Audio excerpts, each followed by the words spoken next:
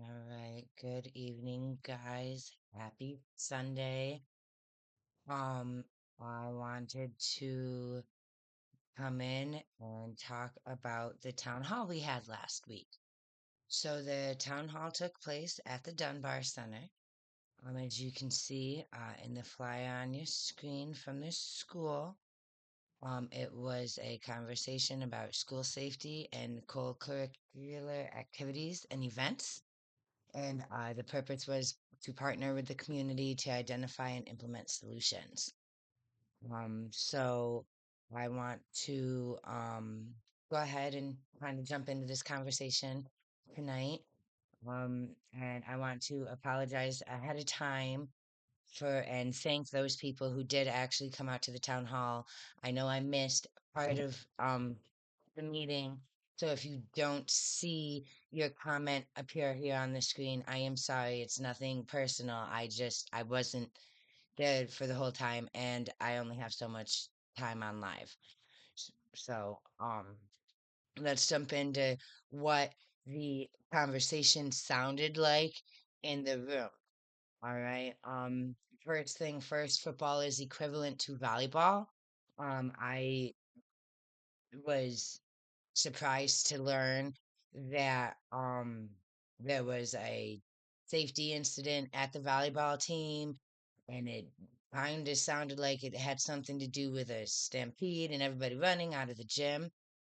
So I think it's really important to mention that no, there's one, all of it's important to be safe at all of our events, right? We want all of our school sporting events to be safe. And second of all, there's more safety issues happening at these events than are reaching the news. Um, right? And then one of the things that you heard from the admin team and the superintendent, and there was a lot of admin team and support there at that meeting, which was really nice because allowed us to get a little bit more into the specifics of the answers. But scheduling for co-curricular activities is a weakness and in terms of safety events for the district, and this is a known weakness. I've spoken with Davis before at some of our parent advisory council meetings about it.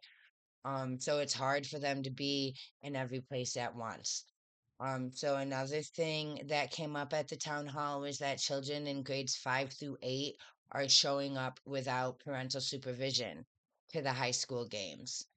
And that's causing its own set of issues. Then we found out that there are more community partners in the school district than ever before. So that is a good thing, and we're going to talk about that a little bit more in a second. And then most families in the room that night did agree that if a student is misbehaving at that game, then they should lose the privilege. And part of that conversation when it went in that direction was that children will make mistakes, and we do have a school district that believes in second chances.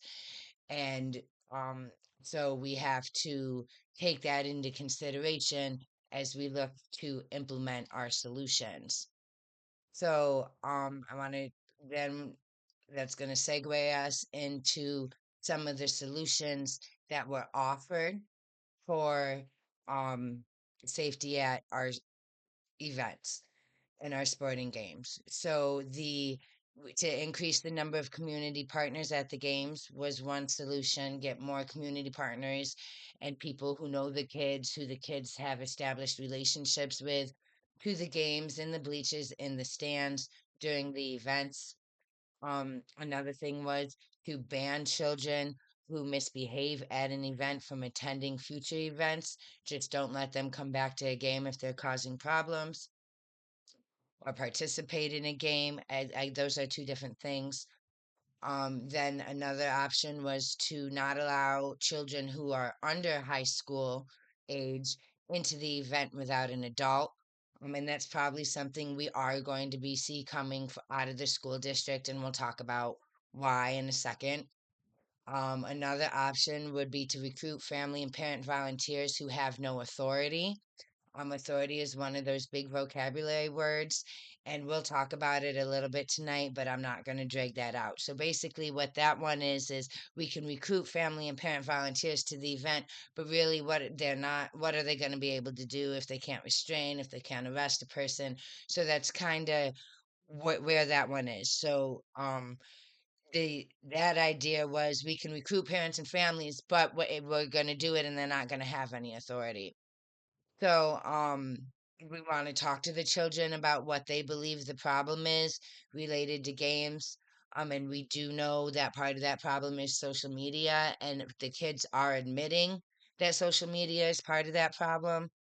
So, that's something for parents to keep in mind. Those who laugh at the idea that the internet could be like messing with kid behavior, the children are admitting that social media is adding a lot of pressure to their actions and their behaviors as in their developing stages of lives.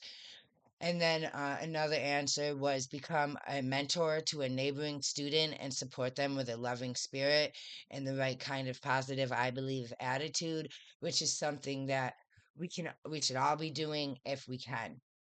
So we're going to transition here now. That's kind of what that basically gives you a summary of what the conversation was at the town hall. Now we are going to reflect on that conversation, and we're going to try to look at the pieces that we have to work with in this conversation. We need to clarify something here, and it's really important, and it's going to be important for these conversations moving forward as we talk about co-curricular activities. Okay, sports are not a privilege for students. Okay, so participating in athletics and co curricular activities is not a privilege for students. It is their right. It is their civil and educational right to have an opportunity to participate in sports games. Okay, so banning children outright and completely is not a legal possibility for a school district. If they do not have access to co curricular activities, the school would be violating their civil and educational rights and would be opening the door to major lawsuits and issues. So we cannot ban children from sporting events, participating in sporting events, not being able to access, right? They have to have access to those things. So there is an argument to say that participating in the event is different from being a spectator for the event, right? But you still have to address what happens if somebody on the team gets into a fight on the field, right? That the problem still exists even if you separate participant from spectator. So students, it is a student right to participate in sport games. And the school district as an agency has to protect those rights and adhere to them and respect them. The only privilege in this is for family, friends, and neighbors and community members to sit in the bleachers and watch. Okay, the agency doesn't have to open up the stadium or the bleachers or the doors to the gym and let families come in and watch their kids play sports and cheer. They don't have to do that. The only thing they have to do is give kids an opportunity to participate on the team if that's something that they're interested in. So when we're talking about this conversation here, that is the family and parent piece. And this, I'm not one to batch parents. I'm not. But in this context of co curricular sporting activities, all families need to recognize that going to those games is a privilege. And if you walk into that stadium and you start cussing or you're fighting or you come under the influence of alcohol or you cause a scene or your child gets upset, and rather than removing your child from pulling the child aside, if you go ahead and amp up the situation, you are risking that privilege for everybody in the stands, for everybody at your school, and ultimately everybody who's in the district, because they they can and they could and they will if they have to remove that privilege for parents and families. And I'm not saying they want to or they threaten to.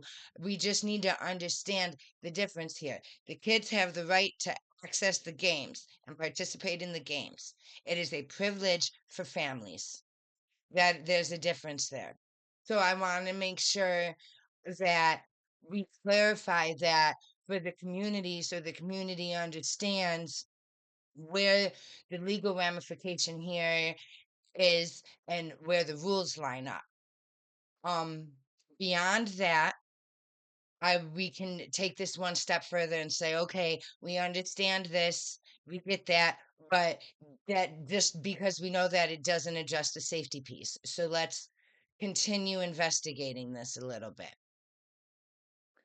So this slide is really for our educators and our administrators. Punitive and restorative are vocabulary words, the types of educational processes or curriculums. And I've included one that I'm adding to this list called effective. Because we don't want punitive, okay? We don't want a school that's punishing our kids for everything.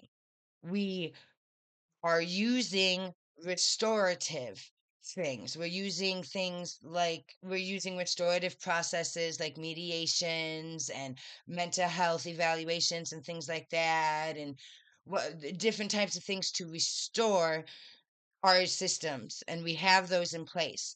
But if we're talking systems thinking, okay, and we're designing a perfect system, then that perfect system is effective. And when I talk about systems thinking, okay, one of the things I try to do when I look at some of these things is I don't take no for an answer. Okay. So what do we need? What are our barriers to getting there? How do we break down the barriers? Okay. And if we're talking punitive to punish, restorative to restore, effective is to enable.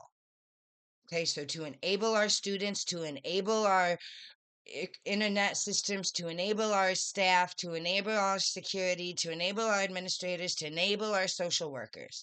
Punitive, restorative, effective. Okay. So we're going to look at this safety issue within this lens. Try to. Now, what happens when a student gets into trouble during a sporting event? Okay, that question was asked at the town hall, and the answer that came up was it depends. Now, this slide and the next three slides, the next two slides we're going to look at are they're the biggest challenges in the conversation. So they have smaller pieces that go to them, but these are our introductory slides. Okay, so one of the biggest challenges to this conversation about safety at school events is exactly what happens when a student gets into trouble during that event. Okay, it varies. When they rolled out that policy about tickets, it varied. Okay, not all of the four schools followed the same policy. It's coming, but it wasn't enacted, it wasn't rolled out all across the board. So what we have to do here is clearly define this. When you set boundaries with a kid, you set boundaries with a kid, okay? And you know exactly that child knows exactly what happens if they put their hand on a hot stove. Their hand gets burned. So, in this context, when we are looking at this and what happens when a student gets into trouble during a sporting event, we need something that clearly says this is a hot situation, hot topic. There are going to be boundaries, and they need to be the same no matter what. A student can't go to Fowler and start a fight and not get any trouble at their school, but then go to Corcoran and start a fight, and then Nottingham wants to get them in trouble for it. It's not going to work that way. That's not that leaves the district vulnerable and gives the children and everybody else chances to take advantage. So we have to somewhere have these hard boundaries that will help your staff. It reduces redlining effects in Onondaga County, and it makes it easier to communicate to the community at large when those things are clearly written down. The another weakness to dealing with safety at sporting events is scheduling of sporting events. This is something that our superintendent talks about a lot because it comes, a lot of parents approach him on this, and there are not many things that he or the agency has control of in this. Now, even though that is true, scheduling is still a weakness throughout the district and it really needs to be assessed.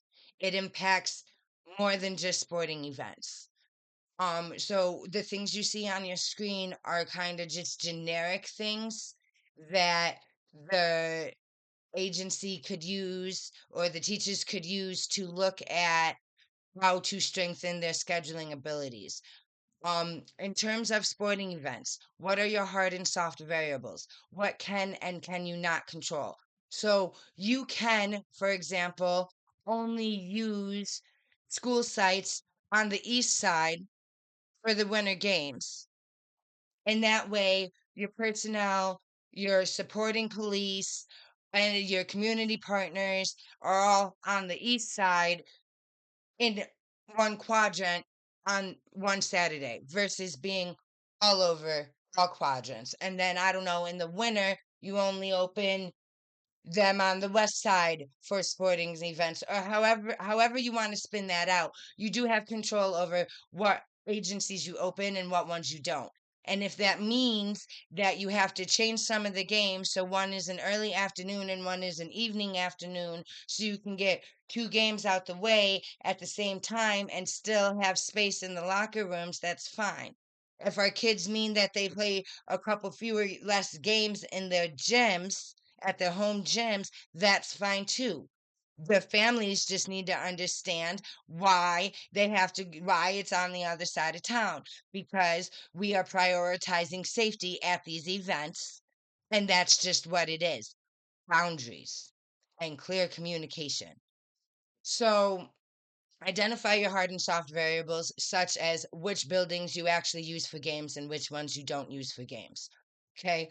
Um, Identify which leagues, right, are easy to get safety for, are hard to get safety for, and which games or events are most likely left behind in terms of scheduling. So identify what's easiest to figure out, what's hardest to figure out, and what's getting left behind the most.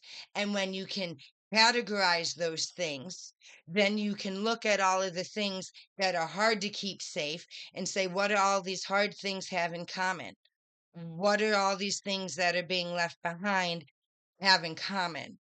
Okay. And then the third one, assess current scheduling technologies that you're using and see if there's a better option.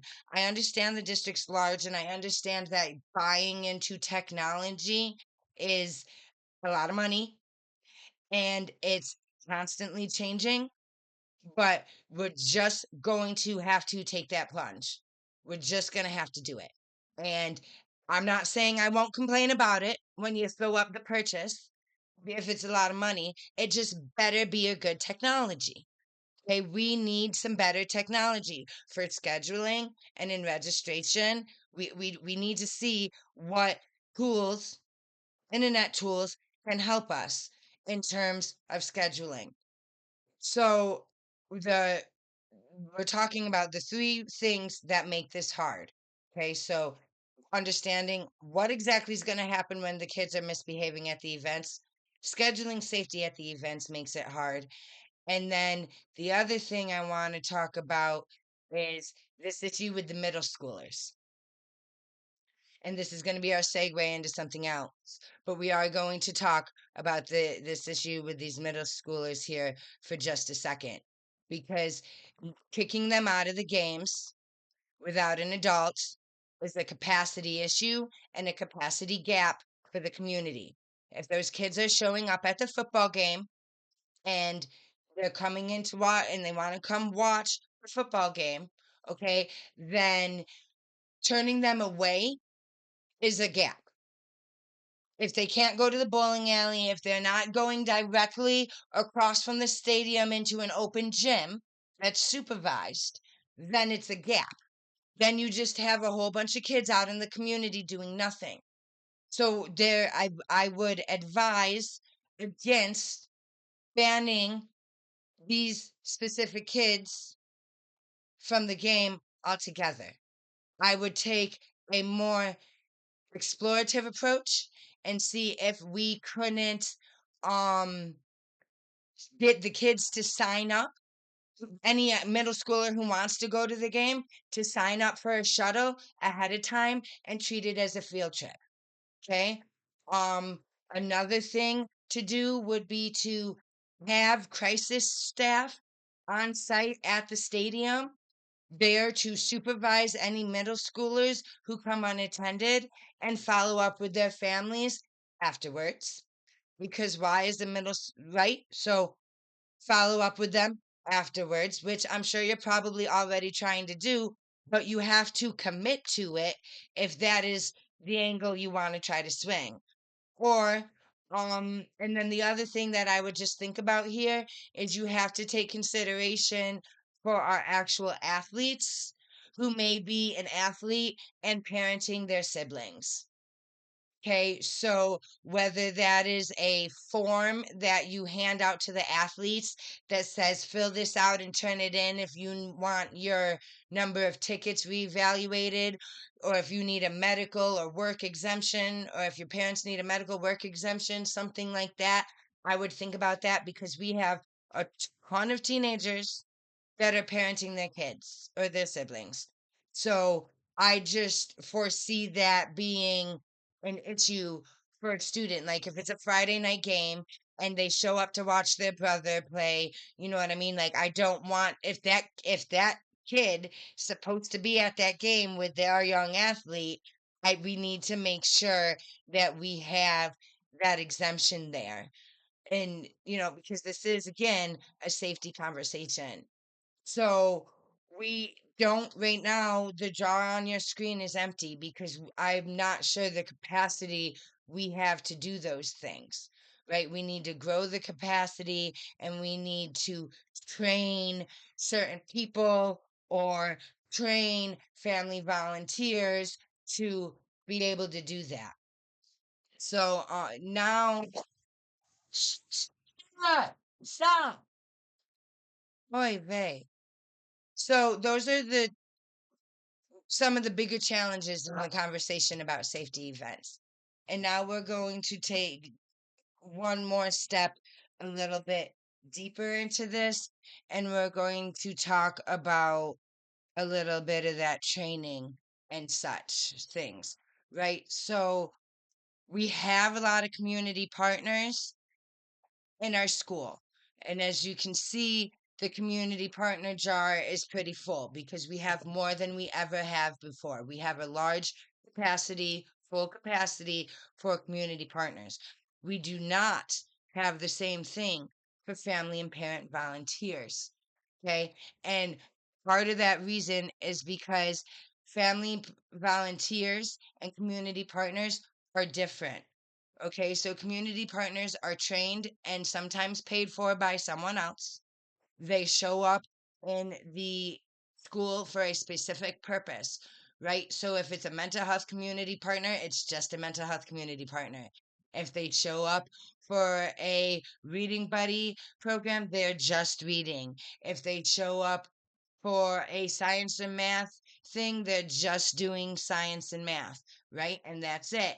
So, and they do their own background checks. So the school district doesn't have to vet the people, the school, the community partner sends into the schools, because the community partner has a business license and agrees to make sure that they are safe and that they're not violent predators or whatever, okay, before they come into the school. The community partners covers those fees.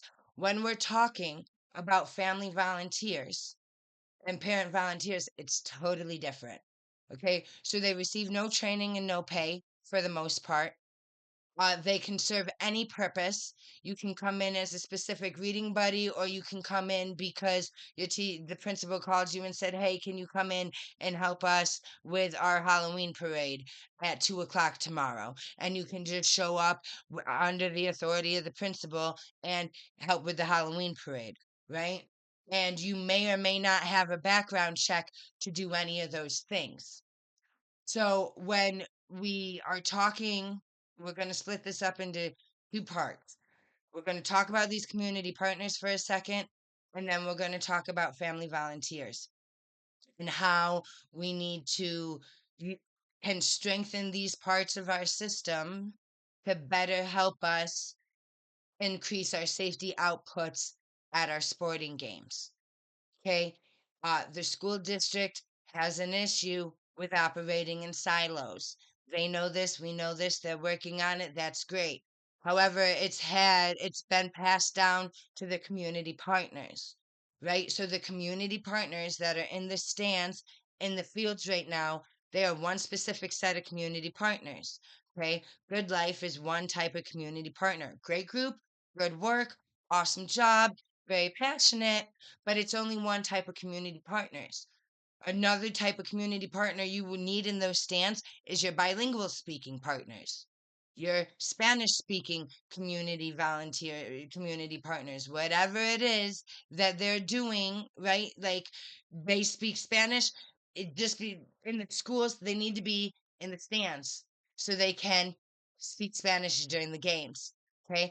Uh Arabic, French better be in your stands so you can speak those things, so you have people and representing that can communicate during the games.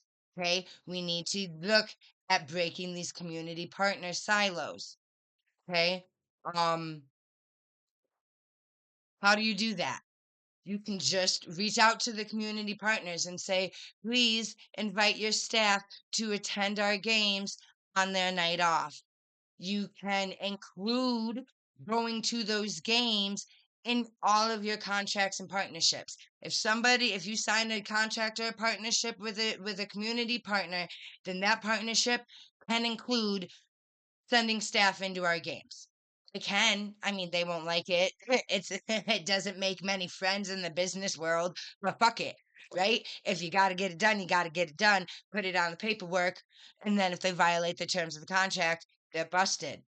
Um, I would, but because that's not the attitude we like to take most often, you can label and categorize the community partnerships in different and unique ways. Okay, print out your master list. Who's on the west side quadrant? Who's on the east side quadrant? Right, like based on where their business operations. Um, who would be who out of your community partners is not trained to deal with gun violence but has a similar role? Who can you cross train? What groups can you bring together in the community partners? Which of your community partners can you bring together to share skills with, that would offer advice, that would work well with each other? So these are things in the blue are ways to break the community partner silos. So it's not just one type of group in the crowds at the bleachers. And the other example is provide training to specific cohorts of partners. But I say that very cautiously because in a lot of instances, some not being all your fault, the training is not the best. So don't go train your community partners unless you're confident in the quality of the training that you're going to have. Okay. So, yes, you have a lot of community partners and it's not working quite well right now, but those community partners are not really communicating with each other. They don't have a master list of who exactly are the other partners in our system. Okay. So, those things are prohibiting the effectiveness of the work that our community partners are doing. So, at this point, I want to transition and I want to talk about effective volunteers, okay? Because this is a different part of the conversation. Now, you have on your screen 4 examples of family volunteers, okay? So you have the Reading Buddies volunteer, which we know about. You have the Special Education Parent Advisory Council volunteers. Okay. You have the SLT meeting volunteers. And then you have this fourth type of volunteer that we're talking about, which would be a volunteer for a sporting event. Okay. The first thing we need to do is understand what makes these volunteers different. Okay. And who gets the most out of what. Okay. So, what do reading buddies get out of volunteering as a reading buddy? Okay. That pulls on their emotions. It makes them feel good to hang out with the kid and help them read and watch them grow. And it's a very powerful, impactful experience. That is the benefit of being a reading buddy for the volunteer, not for the student, but for the volunteer. It is an emotional, feel good thing. That is the benefit. Okay. What is the benefit of an SLT volunteer? Well, the benefit of an SLT volunteer is that those family members who go to those events get paid, right? They get paid with Title I money. So that is a benefit for them. Their time is worth it for that meeting. Okay. They are compensated for their time, making their time worth it. Now, what is a benefit for the Special Education Parent Advisory Council volunteers? You don't have one right now. It doesn't exist. There's no benefit. All they get is a bunch of information dumped on their lap and a one-time PowerPoint presentation, and that's it. And if they can stay awake for the whole thing, they're lucky. And if they're educated enough to follow along with it, they're even luckier. But there's no benefit package. There's no perks. There's nothing great about being a special education parent advisory council member. Now, that's what if we want if we want volunteers at our sporting events, we need to ask ourselves what it is that is going to be their benefit package. Okay? You want more families at your games and in your stands and participating the during your games, then you need to give them a benefit package. You need to compensate them for their time and make it worth it. So let me lay this out for you. Implement the policy. You get 4 tickets for the game. That's the standard event. 4 tickets for the game. How do you earn more tickets? You volunteer. Okay? You volunteer. And not only can you go volunteer during sporting games and events, you'll get award dinners catered. You and your student will get featured on Facebook, on the school's Facebook page, or the News Channel 9 sporting highlights. You'll get award ceremonies. That is a benefit package.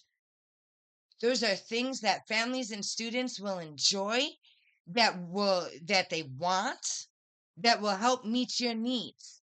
Now, when you get this going and you get it running, what do you do next? You give them per diem pay. And then you move them from per diem to part-time to full-time. And what did you do right there? You created a pathway to economic growth, and you've created a job, and you're filling in the gap for some of our positions in the school district, while repairing the relationship with families and teachers, because you will be reintegrating your families among your actual staff members. Because, they ran and left and fled, kind of like the police don't live where they work. Anyways, build a benefit package for these parents. Okay. Now, depending on how you build this benefit package, you can give them authority. They could even have options. They could start off as a sports volunteer, and then they could meet up with one of our community partner organizations. And next thing you know, someone's paying for a social work degree for them. Or they go to Peace, you connect them with Peace, and now they're getting an early childhood development degree. Okay? So we need to think about how we are recruiting our volunteers here. Because right now, no one wants to volunteer at the school district because they don't trust you, and there's nothing for them to do. They're bored. We have jobs. We need money. We have to work. So if we're going to take our time to come into your school, we need something that's worth it. The SLT meetings get paid $20 an hour. That's great. It's like 3 hours a month or whatever, but still, that's money. That's more than I get paid at my day job. So, yeah, I'm going to take the hour off to be at that SLT meeting. What are we doing for our special education parent advisory council meetings? Why are they not receiving a report with graphs identifying how many kids in the district are in speech and how many kids in the district need to be evaluated for speech still? Why are they not getting an annual review in the mail with their numbers? They came out in the Head Start's annual report, because Head Start just dropped their annual report. And if you open that up, there's a whole bunch of data and easy, colorful, understand graphs. And if those parents on the Special Education Parent Advisory Council meetings deserve those graphs, you have them spend the money on the colored ink and send them out.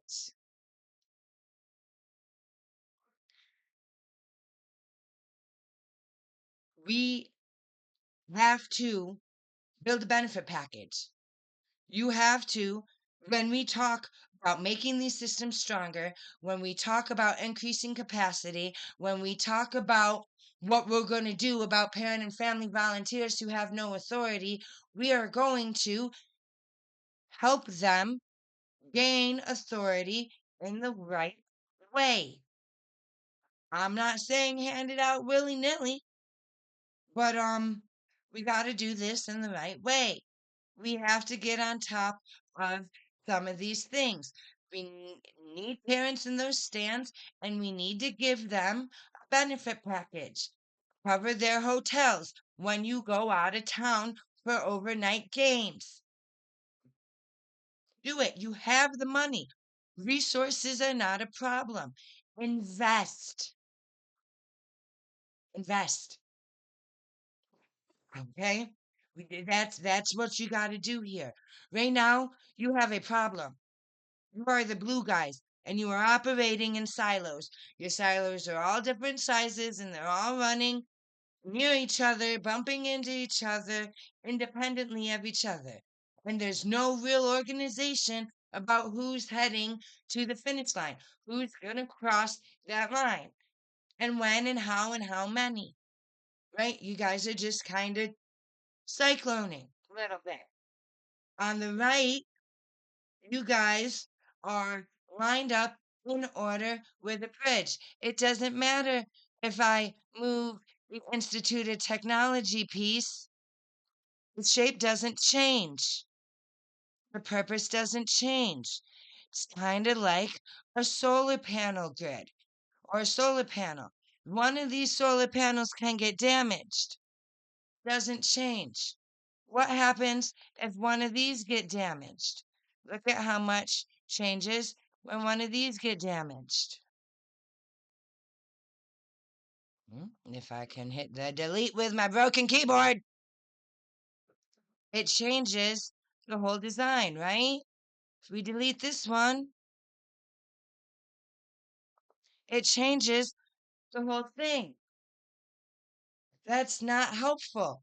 We need to get lined up. And I know what you're thinking. We're going. We are on the rise. And you're right, we are. But we need to understand really what our action points are and what solutions we can implement here. And this is what it is. What we know is and could happen is in your red arrow on the screen. Okay? And I hope everybody's listening. Because if we cannot get it together, then we are not going to have middle schoolers attending our football games at all. They will not be able to cheer for their younger brothers and sisters. They will not be able to see those opportunities or role modeling. They are just going to be turned away. Do not send your kid to the game without an adult. If they say they're going to the game, you say, who's the adult you're going with? And if they say, oh no, I'm going with a friend, you either get off your butt and go to the game with them or you don't let them go because it's not safe. The Syracuse police can and they will, if they have to, inevitably, they will end up using more force. We've seen a lot of news articles in the past couple weeks about safety at games, and everybody got upset when the policy changed. Here's the verdict. There was a decision made by the police. It was to not harm our students and the parents who were acting amok. They chose that. We owe them a thank you. Because according to the description that came out about the violence that's happened in those games, the police would have been well within their authority to use force. And then everybody would have been really fucking pissed off. Okay? We don't want that.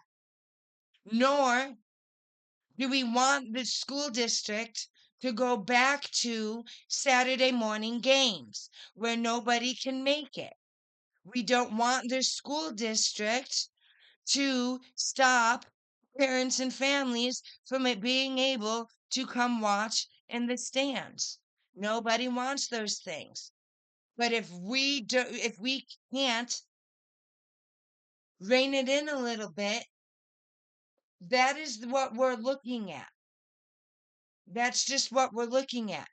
Alternatively, we can think about filling in our gaps, building parent volunteers with a little bit more organized organized way. Okay? So here's some examples in your on the rise arrow when it comes to co-curricular events. Okay? We've already talked about compensating participants for their time. You have to do it. Okay? You got to stop hanging up flyers for your events the one day before, and that's it. As long as you do that, you're only going to get 20 people in the room. When you are ready for it, you need to go ahead and push out clear communication. When you go to implement changes to your co-curricular act policy, whether it's banning middle schoolers, whether it's referring middle schools to an open gym, whatever it is, you gotta do it a little bit more publicly. Okay, don't do a town hall. I get it. You don't want to sit in a room and have 50 to 100 people screaming on you. That's fine. Hold another press conference. Put out the policy, do a 72-hour submit question period, put out a press conference where you speak, you draw questions from the pot, and then you take questions from the press. Communicate what it is, okay? Another thing I'm going to say to the families, track your kids. Track your kids. If you know somebody who has a kid between the ages of 9 and 12, 9 and 17, and it's Friday night, shoot them a text message. Hey, how's Tommy? Where's Betty? What are they doing? Oh, you don't know? Well, there's a lot of, it's Friday night football games. We got to figure out where they are. Okay? Track your kids. They used to run ad campaigns. Okay, like we're seeing all those political ads on the TVs that say they're talking about Mannion versus Williams versus what the fuck ever. They used to run stupid commercials that said, "It's past 9 o'clock. Are your children in the bed? Please don't make them do that. I don't want to fucking hear it." And it's wasted taxpayer money. We could be spending that on something different. Don't make them do that. Okay. The other thing is, we have 5 stadiums. 5. Henniger, Corcoran, ITC, Nottingham, Fowler. 5 stadiums, which means you need 5 teams of volunteers with similar benefit packages. That team needs to consist of police for that site, community partners for that site, families, volunteers for that site, admin for that school, an athletics director, coordinator, communicator for that school. And before they come out and do a training at their game, and before they participate and stand in the stands as a volunteer for that game, they need to go into that field and you need to run an emergency drill with them. What happens? What do your volunteers do if there's a gun? What do your volunteers do if someone gets stabbed? What do your volunteers do if there's a knife? How do you identify your volunteers if the police need to use their pepper spray? What can and can they not do? What do you want them to do? Do you want them to take 10 steps back, pull out their cell phone, hold up a yellow card, not move and record? What do you want them to do? Do you want them to guide people to the exits? Do you want them to just exit? Train them. Emergency drills. Train them. Train them if they are in a gym. Train them if they are in a pool. Train them if they are in a basketball court or tennis court. On the in the football field at the ice skating rink. I don't care. Give them a training. Train them on what to do so they can be prepared and include the police, your admin, and your community partners. All right? Train them. That is the first step in giving them more authority. And the rest of the steps are on you. I'm not going to get into how great it would be if you were able to start somebody as a volunteer and give them per diem pay. I know you get that idea. That's chapter 11 in the handbook. It's a system. So they all intertwine, right? But for now, right now, train them what to do during an emergency. That's one. Five teams. Okay, those volunteers all need to go to security, all need to go to that training. They cannot volunteer at a game if they do not go to that emergency practice drill training. Period. Okay, now the other thing I'm going to say is this: you need to set a hard boundary for these kids who are coming to the other schools and starting problem. You need to set a hard boundary for parents who are coming with their kids to other schools on school grounds, starting a hard boundary. Set it. And if you get sued for it, get your fancy smancy fucking lawyer and fight it. Because at that point, when our high school students, now I'm not talking about middle school students, I'm talking about high school students, talking about 8th grade and up, those students who are within 5 years of graduation, if they are going to another sporting event and they are starting a problem, they are not just a threat to themselves or a threat to others. They are also a threat to your reputation, and they are also being disrespectful and spitting in your face on everything you try to do. That is your hard boundary line. That is where you stop. And if they get caught doing it, not 3 times, two or more times. By the third time that person goes through an event and starts a problem, they should already have consequences lined up. Okay. What are those consequences? I'm gonna tell you what them consequences are. They do more volunteer hours before they graduate. I don't care. I had to do 26 hours of graduation and 26 hours of volunteer time when I was a high school kid in order to pass my economics class. If they are going to come out here and act a fool and be a disgrace as to how they represent this community, then they get hours tacked on to their volunteer time and their diploma is withheld. And if families want to get gully, families can do it too. You can go ahead and put on your terms of your athletic paperwork when they sign their parents up, when they sign their kid up to be on the athletic team. You can include in that paperwork that they have to volunteer so many hours per month.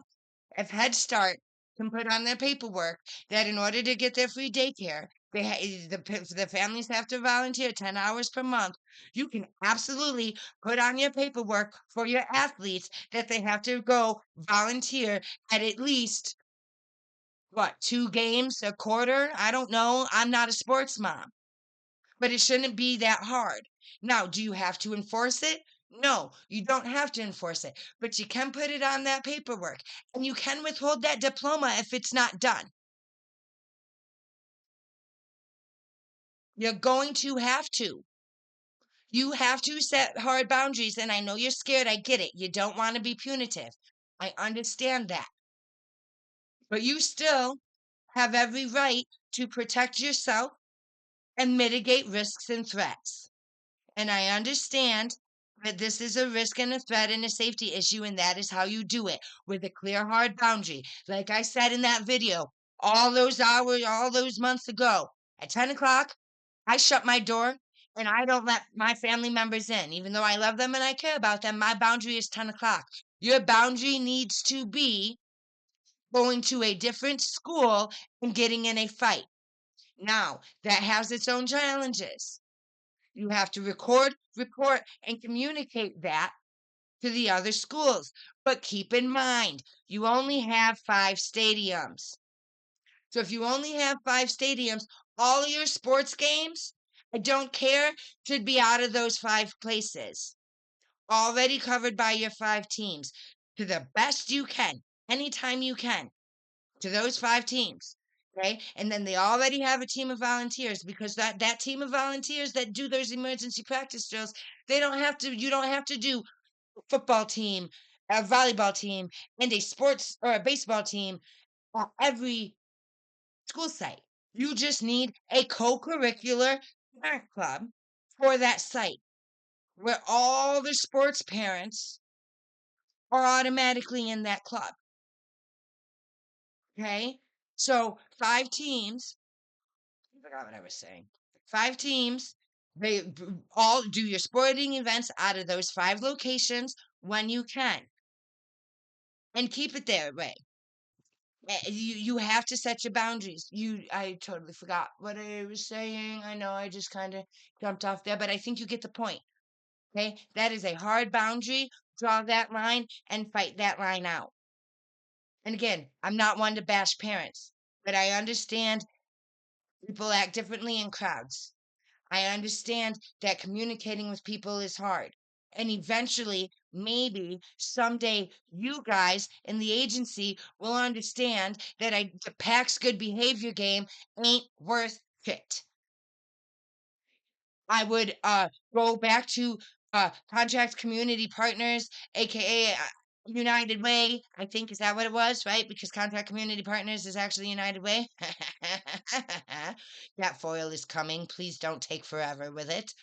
Um, and you need to look at conscious discipline. The staff is having a hard time communicating with the parents. And you guys watch and observe the parents and don't like the way parents communicate with their kids. Okay? You need to take a hard look at conscious discipline. Now, yes, I know, I'm telling you right now, it's more money than you want to spend. but it would really be worth it. Conscious discipline is a life-changing program, and it would help that. It would help both of those things. It would help the way staff communicates with parents, help the way parents communicate with staff, and it would help the way parents communicate with their kids. Okay? It's expensive, probably, but it would be worth it. Just like accountable talk is worth it. It would also go well with accountable talk. Okay? They would align up with each other. We have to change that. We do need some type of parenting education here. But you're not going to get everybody in a room and get them listening to Prevention Network who says this is good, this is bad, and this is in the middle. We're smarter than that.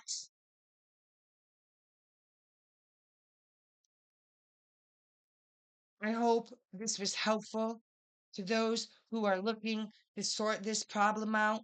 I hope this provides a little bit of clarity to our families, in case you do see some of these changes come down the lines, right? Because it's easy to say, okay, don't talk rude to our teachers.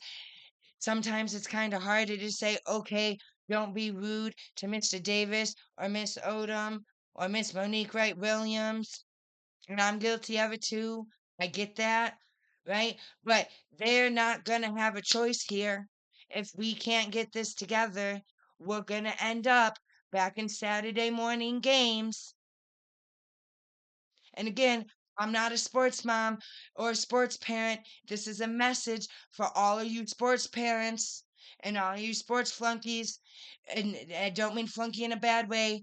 I'm just saying this is you guys. This is your team. Your part of your system is struggling, and you need to pay attention because there's going to be things that happen that you're not going to like or you may not understand if we don't get a little bit more involved, if we don't move past engagement and get involved in being positive, loving supports for our student athletes. And just food for thought there. When it comes to organizing community partners, getting more partners, running family volunteers, we are a college team, and this town does love sports. So that is a leverageable thing here that we can use to hopefully um, get this on the rise rather than flat or down the slope. And with that, I'm going to say goodnight. I wish you all guys a great week. And as always, you guys know how to reach me. Stay in touch.